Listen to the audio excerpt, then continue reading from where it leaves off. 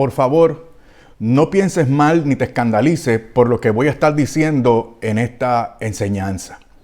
Pero tenemos que poner las cosas muy, muy claras. A saber, no es el día de los 3 Reyes Magos. Es el día de la gran solemnidad de la Epifanía del Señor, de la manifestación de nuestro Señor, Dios y Salvador Jesucristo a la humanidad. Las cosas como son. No es que estén malas esas costumbres y tradiciones. O sea, siempre y cuando esas costumbres y tradiciones, siempre y cuando esos relatos, siempre y cuando estos personajes nos refieran al sentido correcto, que es la manifestación de nuestro Señor a la humanidad completa, lo querido por Él para instaurar su reino, para beneficio de toda la humanidad. Entonces, por favor, no pienses mal ni te escandalices, porque no es malo decir que fueron magos, y que son 3, y que fueron reyes, y que sus nombres son Gaspar, Melchor y Baltasar, aunque esos datos no estén incluidos en la Sagrada Escritura. No está mal siempre y cuando estemos conscientes de que magos no se refiere a la magia de los esotéricos, ni los astrólogos, ni los truqueros. No está mal creer que fueron 3, siempre que sepamos que esos 3 representan a toda la humanidad en la cual tú y yo estamos incluidos. Por lo tanto, tú y yo también tenemos que hacer ese reconocimiento del señorío de nuestro Señor.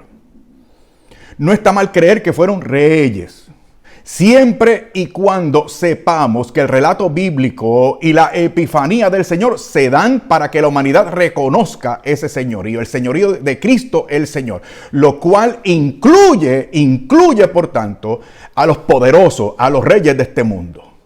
No está mal decir que se llamaron de cierta forma siempre y cuando sepamos que en sintonía con la epifanía nuestros nombres deben estar incluidos entre los nombres de aquellos que reconocieron al Señor. ¿Para qué? Para tributarle honor, para adorarlo. No está mal considerar tradiciones y costumbres culturales, siempre que no confundamos esas cosas con la revelación. Si nos conducen si nos ayudan muy bien, no hay problema. Pero ustedes y yo sabemos por experiencia que esas cosas nos han distraído bastante. Todo esto se ha reducido al folclore nada más. Entonces, mira, mi único objetivo en esta enseñanza es que sepamos la relación correcta que hay entre el relato de los llamados Reyes Magos y la epifanía del Señor. Ese relato se encuentra en Mateo capítulo 2, versículos del 1 al 12. Y para que esté claro lo que es la epifanía de verdad, antes de comenzar con los encabezados, con los puntos principales, esto es muy, muy importante. Recuerden, mi objetivo es que todo esto quede bien claro, para así yo saldar mi responsabilidad, atender a lo que es mi deber en esta comunidad de cristófilos. Entonces, para que sepamos bien el sentido correcto de esta gran solemnidad, de este gran misterio, vamos a atender unas palabras de San León Magno, Papa y Doctor de la Iglesia. Dice lo siguiente, voy a citar, pendiente, que todos los pueblos vengan a incorporarse a la familia de los patriarcas, que todas las naciones, en la persona de los magos, adoren al autor del universo, y que Dios sea conocido, ya no solo en Judea, sino también en el mundo entero, para que por doquier sea grande su nombre. Y nuestro catecismo en el número 528 añade otro dato importante que tiene que ver con esto mismo, cuando dice, cito, en estos magos el Evangelio ve las primicias de las naciones que acogen la buena noticia de la salvación. Entonces, esta solemnidad, esta festividad, este relato bíblico, este gran misterio, no nos remite a las cosas creadas, sino que hace uso de las cosas creadas para señalarnos al Creador, que vino y que quiere para nosotros nuestra felicidad eterna. Y por eso Él se encarnó y se hizo como nosotros, para que nosotros tuviésemos esa oportunidad de salvación y de ser verdaderamente felices. Pues ahora vamos a aclarar el sentido religioso correcto de este relato. Ya saben, Mateo capítulo 2, versículos del 1 al 12. Y lo vamos a hacer mediante 3 encabezados o capítulos principales. Primer capítulo de esta enseñanza, muy importante todo ello, son 3, por favor, tomen nota o por lo menos sigan las anotaciones que estamos haciendo en la pantalla. Primer capítulo, el texto, el del relato, no nos muestra 4 cosas que muchos creen. 4 cosas que muchos creen. Y 4 cosas a las cuales reducen esta festividad. Y el misterio de la Epifanía. Primero, punto número 1 de este primer capítulo, que los magos, dicen algunos, que los magos, demasiada gente, que los magos eran astrólogos, o sea que están relacionados con brujos esotéricos.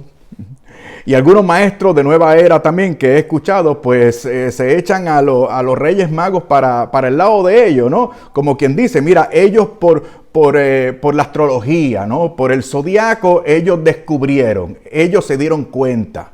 Por lo tanto, estas cosas son suficientes para acercarnos a la verdad. Por lo tanto, ni la religión cristiana no nos puede desvirtuar ni reprobar por ello. Eso arguyen estas personas. Y algo así también leí en una Biblia católica que tengo por ahí. Bueno, magos, escuchen bien, esto es interesante. Magos, viene del griego magoi, plural es magoi. Magos vendría a ser en griego en singular, pero magos en plural, magoi. Estos magoi no eran lo que entendemos hoy por magos. Esto también hay que tenerlo muy presente. Ellos eran filósofos de la naturaleza. Eran como unos astrónomos antiguos. No astrólogos, sino astrónomos antiguos. Eso de que eran astrólogos se debe también a una interpretación superficial del 2 capítulo de Daniel, el versículo 2. Porque se menciona a estos magoi como parte del cortejo de asesores que tenía el rey.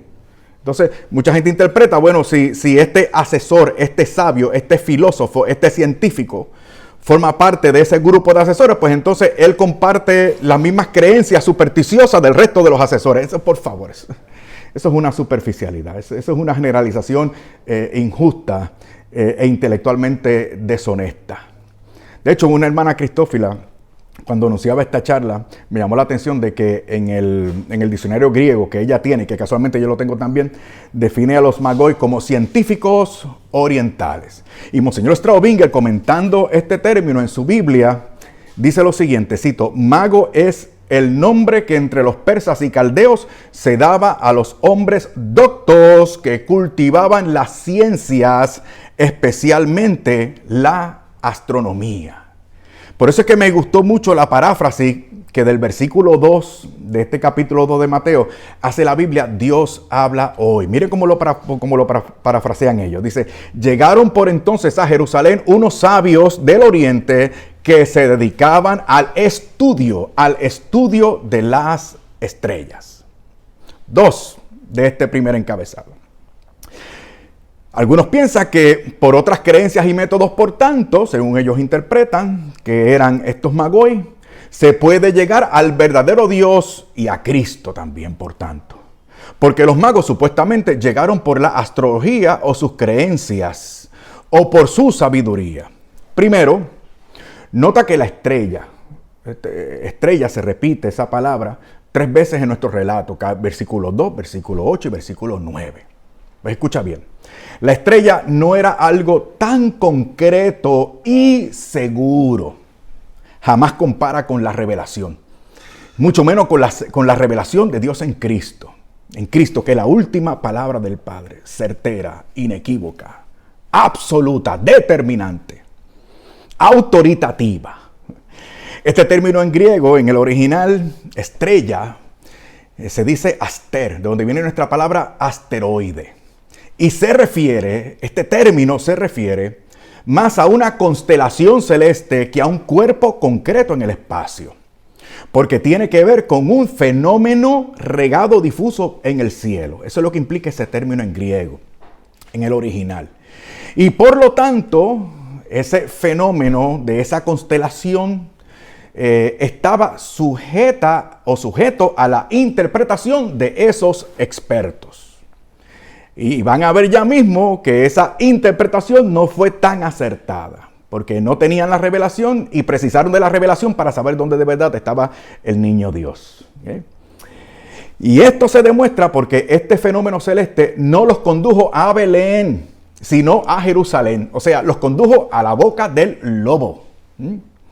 Y si ese medio de observación y estudios que ellos tenían y creencias que ellos tenían fueran suficientes para conducirlos a Jesús, habrían ido directo al lugar donde estaba el Señor.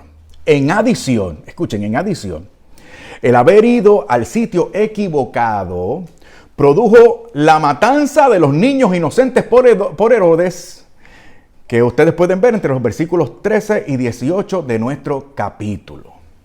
Para que ustedes vean. Leamos, por ejemplo, recuerden nuestro pasaje en Mateo capítulo 2, los versículos 7 y 8, para que ustedes vean esto más clarito. Entonces Herodes llamó aparte a los magos y por sus datos precisó el tiempo de la aparición de la estrella.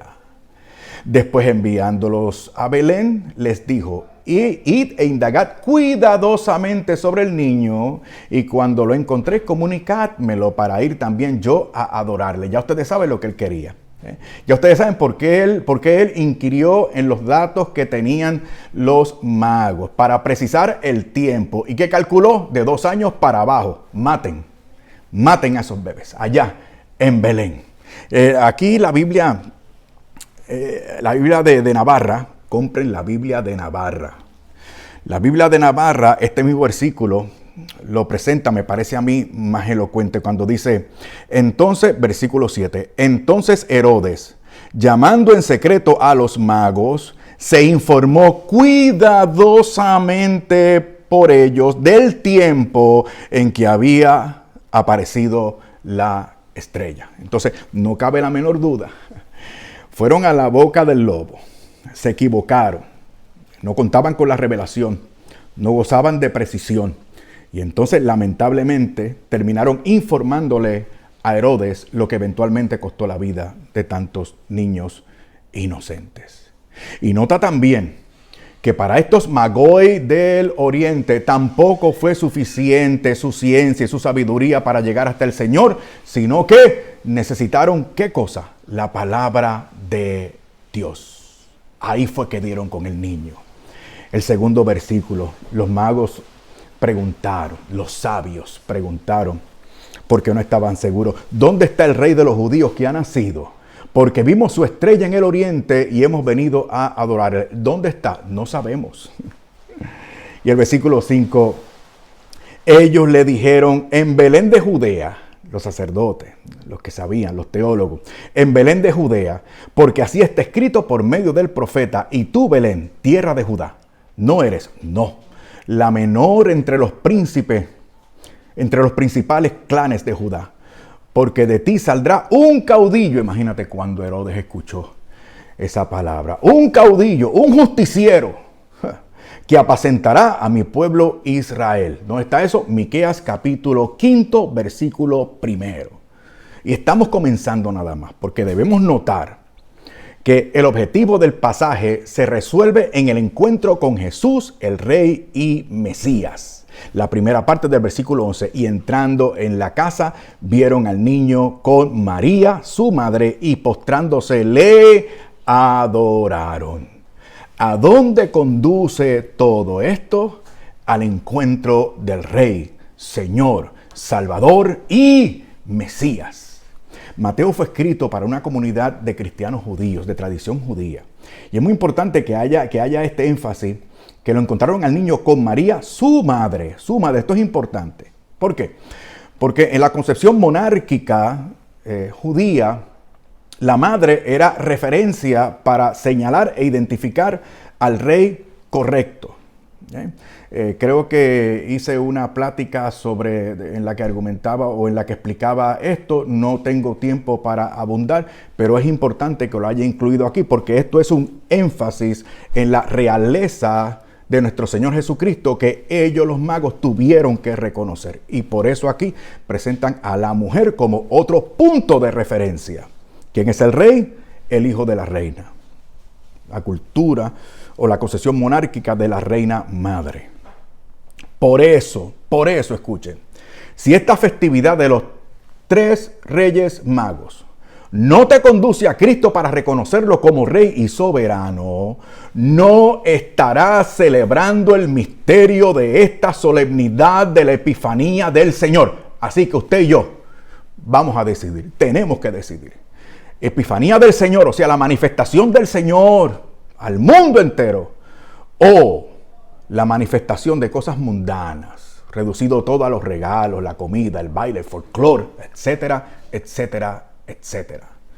Cosas que no son malas, pero tú sabes que nos está distrayendo. Estas cosas nos están distrayendo. Vamos para el segundo capítulo de esta enseñanza. Escucha con mucha atención. En este capítulo segundo de Mateo se nos revela, ahora sí, se nos revela la misión y destino de la vida de Jesús. Esto lo vamos a ver en 4 puntos para descubrir el sentido correcto. Y no nos dejemos embaucar, ni distraer, ni engañar por el mundo. 1. El relato nos revela a un rey, el Mesías, más grande que David, con una misión universal, el cual es señalado por una estrella. No por el horóscopo, sino por una estrella que anuncia su nacimiento, y esto en cumplimiento con el texto del libro de Números, capítulo 24, versículo 17. Biblia, como nos gusta a nosotros en esta comunidad de cristófilos. 2. Este relato nos revela que Él es el Mesías, o sea, Rey y Salvador.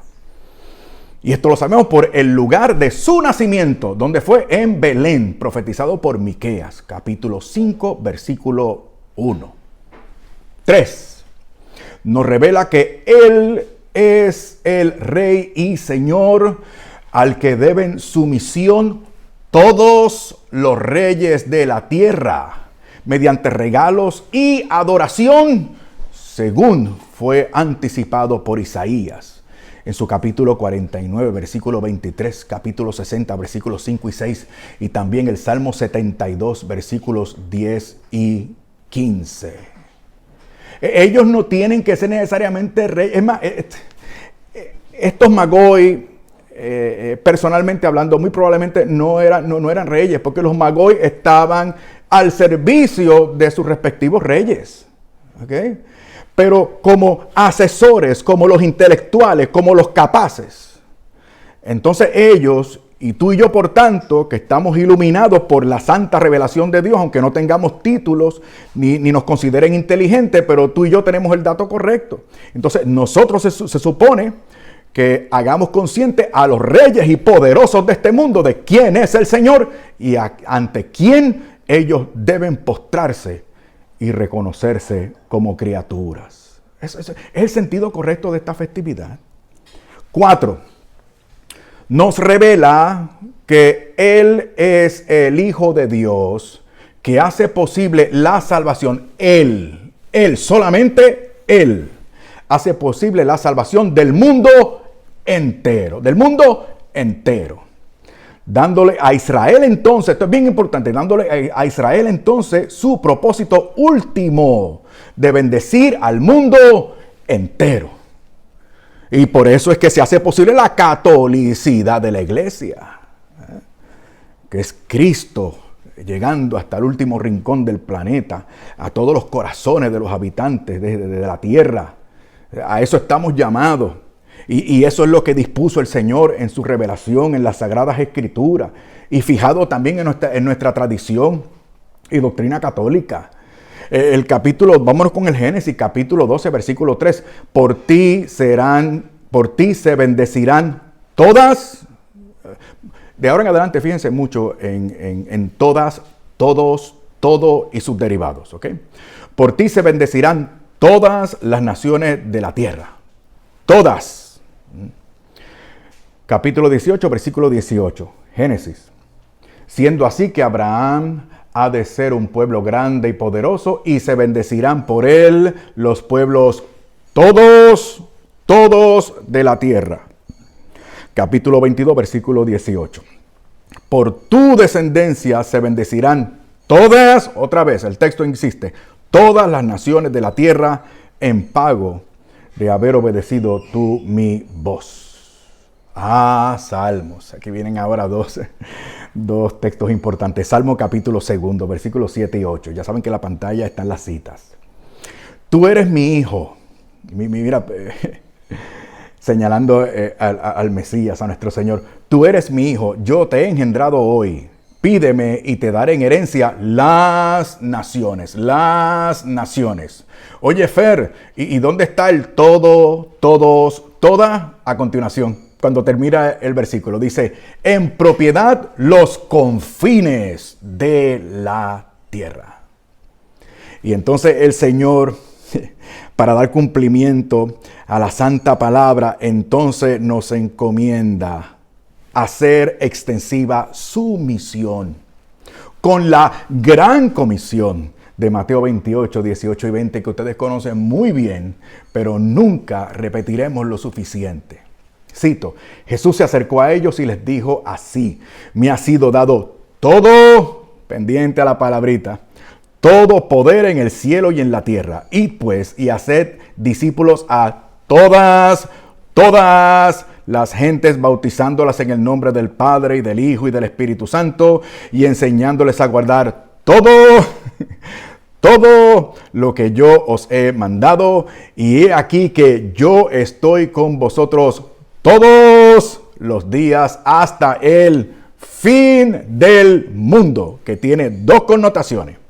La connotación cronológica, es decir, en el tiempo, pero también una connotación geográfica. Siempre en todo el mundo, hasta el último lugar, rincón de la tierra. Tercer capítulo de esta enseñanza. Los regalos de los Magoi nos revela la identidad y la misión de Jesucristo. Estamos en el tema, estamos descubriendo el sentido correcto de esta solemnidad. Para que no te engañen, my friend, para que no te engañen. Repito, el tercer capítulo, los regalos de los Magoi nos revela la identidad y la misión de Jesucristo. Y lo que quiero decir es que la epifanía del Señor nos tiene que llevar al reconocimiento del alcance de la misión de nuestro único Dios, Rey, Señor y Salvador, como lo vemos representado en los regalos que tributaron esos sabios de Oriente, regalos que eran muy apreciados en Oriente y que tienen un significado que apunta a la identidad y finalidad de la misión de nuestro Señor. San Hilario de Poitiers, padre y doctor de la iglesia en el siglo IV, en su comentario a Mateo, haciendo nota de estos regalos, nos señala el significado de estos regalos ofrecidos por el Señor. Y en tres puntos vamos a ver lo que señala este santo, y me interesa y me gusta porque él como buen entendedor, como buen biblista que fue en su época, no forzó el texto, sino que nos da el sentido correcto de acuerdo con la cultura bíblica, y el resto de la revelación nos da el sentido correcto de lo que implican estos regalos. Uno, el Señor recibe oro como reconocimiento de su realeza. Él es el Rey, autoridad máxima, rector supremo. ¿Cómo lo decimos nosotros? A veces demasiado rápido. ¿Cómo lo decimos? Rey de reyes. Él es el Rey de reyes y el Señor de señores. A eso apunta el oro. 2. Él recibe incienso como Dios. ¿Por qué? Porque Él es Dios. Él es Dios. Los que tocan a la puerta de tu casa, que dice que te van a enseñar la palabra de Dios, pasan por alto algo determinante para entender la palabra de Dios y el plan de salvación, que es que en Cristo tenemos la plenitud de la deidad de Dios. Él es Dios. Y si Jesucristo no es Dios, entonces estamos sumidos todavía en pecados y delitos. Porque tú y yo no tenemos la pulcritud, la santidad, la perfección, la infinitud para satisfacer la justicia divina. Solamente Dios. Pero tuvo que hacerse hombre. Entonces, no es que sea Dios y hombre, es que es Dios hombre. En una persona. Dios. Porque no hay nada imposible para Dios. Y porque así lo dispuso Él. Colosenses capítulo 1. Miren que este texto es poderoso, poderoso. Dice, porque en Él fueron creadas, está hablando de nuestro Señor, vean el contexto. Porque en Él fueron creadas todas las cosas, en los cielos y en la tierra. Las visibles y las invisibles, los tronos, las dominaciones, los principados, las potestades. Todo fue creado por Él y para Él. Él existe con anterioridad a todo y todo tiene en Él su consistencia. Porque como comenzó el versículo 16, las cosas fueron creadas por Él y para Él. Y entonces, por eso los magoi anticipan lo que Dios dispuso para toda la humanidad. ¿Qué dispuso Dios, el Padre, para toda la humanidad? Lo tenemos en el canto cristológico de la carta de San Pablo a los Filipenses, capítulo 2, versículos del 9 al 11. Miren qué bonito. Por lo cual Dios le exaltó y le otorgó el nombre que está sobre todo nombre, para que en el nombre de Jesús toda rodilla se doble, en los cielos y en la tierra y en los abismos, y toda lengua, incluyendo la tuya y la mía, y toda lengua confiese que Cristo Jesús es Señor, para gloria de Dios Padre. Qué hermoso, qué hermoso. Y 3, el Señor, el Rey, el Dios con nosotros, recibe mirra como hombre, el cual compartirá el destino natural del ser hombre, o sea, la muerte. La mirra es una resina olorosa muy cara, que se usaba como perfume muy, muy preciado. Pero aquí tiene 2 implicaciones relacionadas con la misión de nuestro Señor Jesús. Escucha. La mirra en la época del Imperio Romano se utilizaba como anestésico para los moribundos o los condenados a muerte, y se solía dar mezclada con vino para lograr ese efecto, como lo tenemos en Marcos capítulo 15, versículo 23. ¿Se acuerdan? Cito. Le daban vino con mirra a nuestro Señor, en la cruz. Le dieron vino con mirra, pero Él no lo tomó. O sea, ni siquiera quiso estar anestesiado.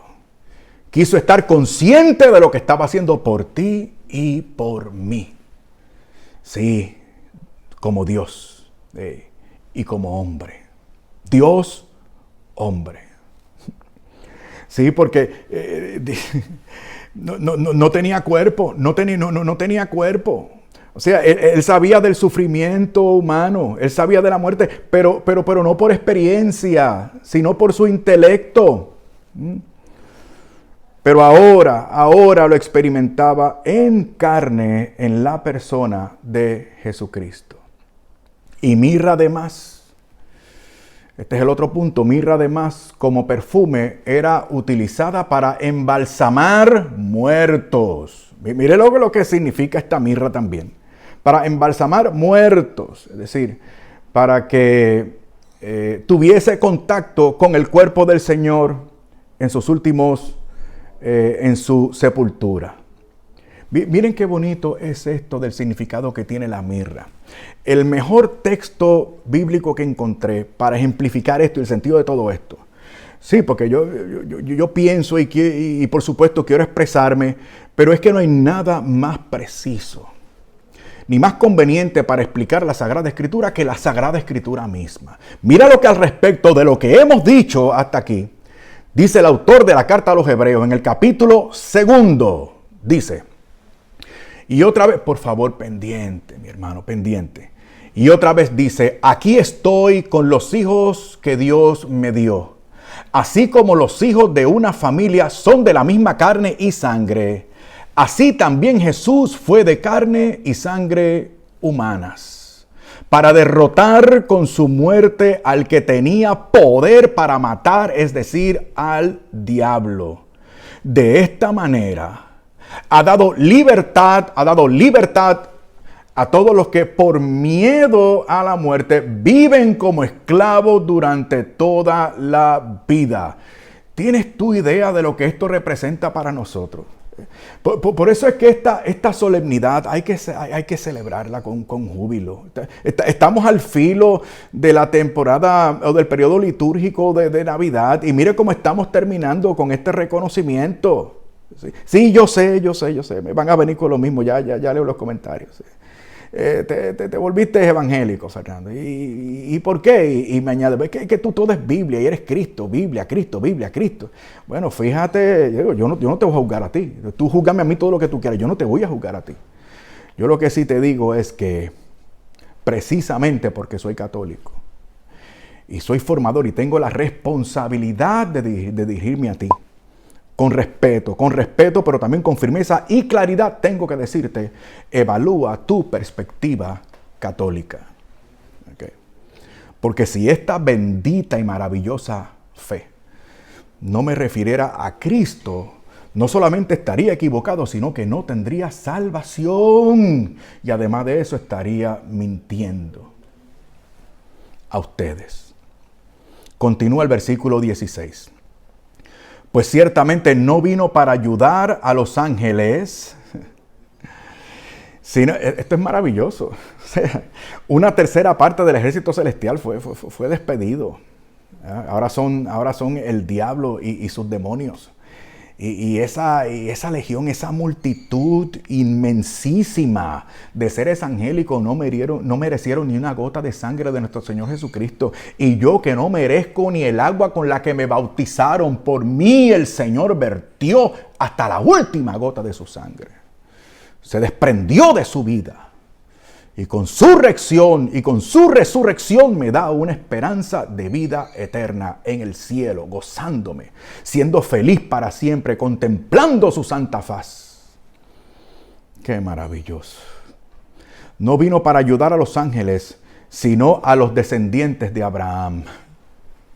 Pero si tú eres descendiente de Abraham, bueno, entonces recuerda, es por fe, o sea, es entregándote, es confiando al Señor. Y para eso tenía que hacerse igual en todo a sus hermanos, para llegar a ser sumo sacerdote, fiel y compasivo en su servicio a Dios, y para obtener el perdón de los pecados de los hombres por medio del sacrificio. Y como Él mismo sufrió y fue puesto a prueba, escucha, ahora puede ayudar a los que también son puestos a prueba. O sea, no tenemos a un sumo sacerdote distante, apático o desinteresado. Tenemos a un sumo sacerdote que se ha identificado con nosotros plenamente, aunque sin pecado. Yo no sé ustedes, pero yo, esta solemnidad de la Epifanía de nuestro único Señor, Dios y Salvador, en esta solemnidad yo tengo que tener muy presente estas cosas para darle el sentido correcto y no me equivoque ni me deje confundir.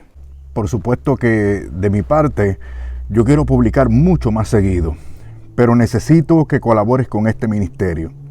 Agradezco muchísimo a nuestros bienhechores. Son muy poquitos, pero son determinantes y muy importantes. Y si tú te unes y nos ayudas, te prometo dos cosas. Primero, que publicaré mucho más seguido, pues necesito ocupar mucho tiempo para el estudio, la oración y la preparación de los videos. Segundo, te aseguro que recibirás los beneficios que ofrecemos a nuestros bienhechores y que puedes mirar en la descripción de este video. Y ahí mismo en la descripción de este video, puedes aprovechar el enlace de PayPal para que hagas una donación a este canal y demás ministerios con cualquier tarjeta que tengas. Y así podamos continuar enseñando y predicando sin cobrar nada a ninguna comunidad ni monetizar o poner anuncios molestosos en este canal. Por favor, ayúdame para que podamos servirte mucho más seguido con enseñanzas como las que has visto en este video. Muchas gracias y de todo corazón te deseo paz.